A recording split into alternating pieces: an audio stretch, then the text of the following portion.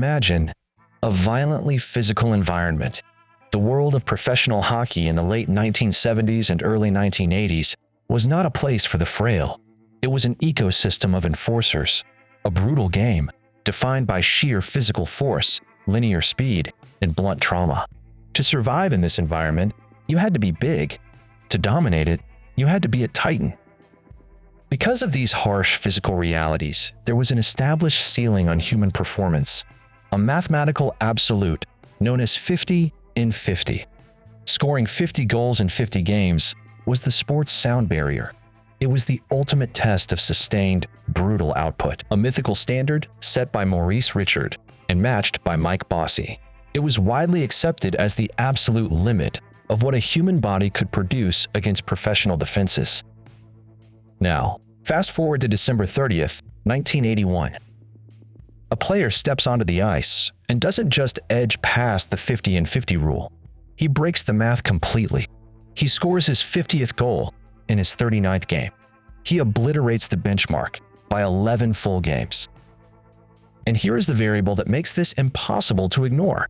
He doesn't do it by being the biggest guy on the ice. In fact, he is perhaps the least physically intimidating player in the arena. He stands barely 6 feet tall in skates and weighs a soaking wet 170 pounds. He doesn't have the hardest slap shot. He isn't the fastest skater. His name is Wayne Gretzky. And on that night in 1981, the sports world realized they were no longer watching a great young 20-year-old athlete. They were watching a glitch in the Matrix. But how exactly does a scrawny, slow player hack a system built for giants? The answer lies in cognitive overcompensation. In the real world, we usually measure athletic output by physical inputs, strength, speed, leverage. But Gretzky was running a completely different operating system. Because he lacked the mass to overpower defensemen and the top-end speed to simply outskate them, he was forced to process the game differently. He didn't play a physical game of puck pursuit. He played a geometric game of anticipation. While the other men on the ice were reacting to where the puck was, Gretzky was calculating where the puck was going to be. He treated the chaotic high-speed collisions of a hockey rink like a slow-moving chessboard. This wasn't a lucky streak. This was a superior spatial awareness that allowed him to completely bypass the physical requirements of the era. By the mid-1980s, this anomaly wasn't just surviving. It was scaling at a terrifying rate. The method was compounding. During the 1985 to 1986 season, Gretzky achieved something that makes statisticians actively uncomfortable. He scored 215 points in a single season. To understand how absurd this is, you have to understand the baseline of the sport. A 100-point season makes you an elite, franchise-defining superstar. No one else in the century-long history of the league has ever broken 200. Gretzky did it 4 times. The mechanics of this output were incredibly deliberate. He engineered a cheat code by weaponizing a specific, unused dead zone on the ice, a patch of frozen real estate directly behind the opponent's net. This became known simply as Gretzky's office. Think about the tactical brilliance of this position. If you are standing behind the enemy net, the defenseman cannot hit you without taking themselves entirely out of the play. The net acts as a physical shield. More importantly, from that vantage point, Gretzky had a 360-degree, unobstructed view of the entire offensive zone. He could see the converging lines of the defense, the blind spots of the goaltender, and the trajectories of his teammates.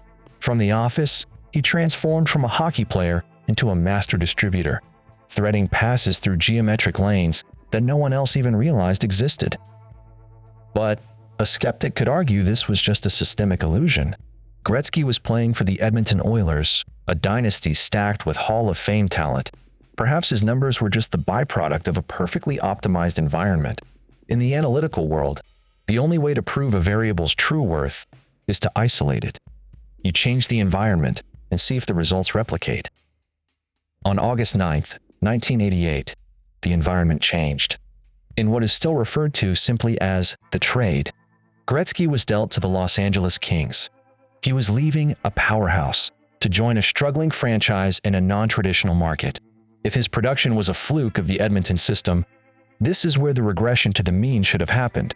Instead, the exact opposite occurred. He took the Kings to the Stanley Cup Finals and continued to generate staggering numbers. He proved the system didn't make him. He was the system. This leads us directly to October 15th, 1989. For decades, the undisputed king of hockey longevity and production was Gordie Howe. Howe was a physical specimen who played an exhausting 26 seasons to set the all-time points record at 1,850. It was a monument to endurance.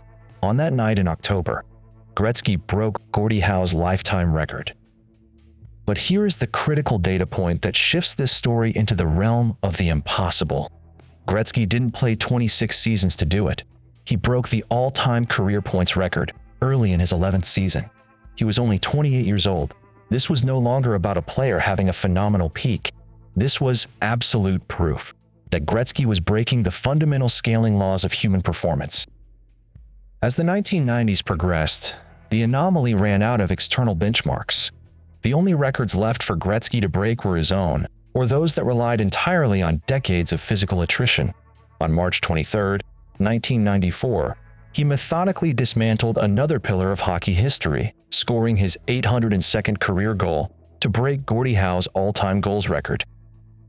But the true climax of this story isn't a single goal, and it isn't a single game.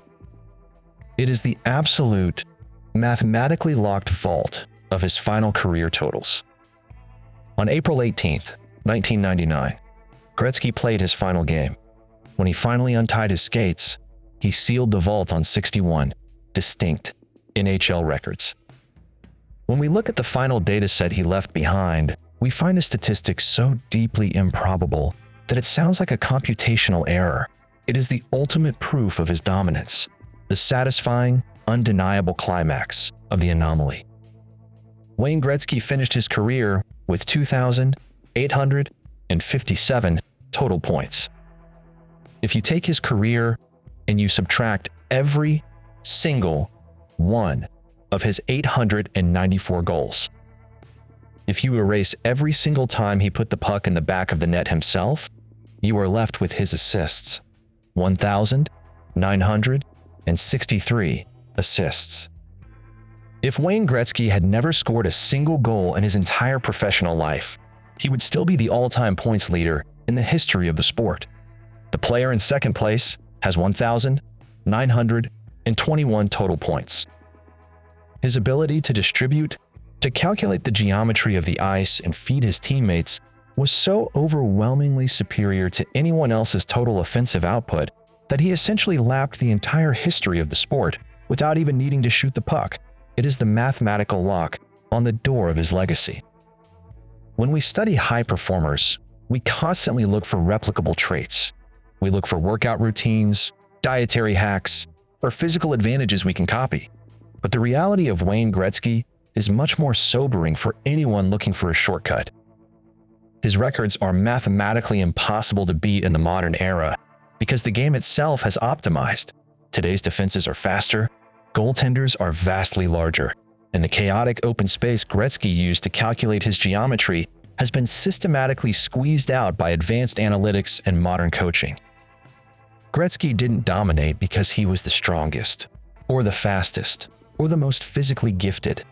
He dominated because he realized that while everyone else was playing a linear game of physics, the true leverage was in spatial mathematics. He identified the inefficiencies in how the game was played, mapped out the blind spots, and exploited them relentlessly for 20 years.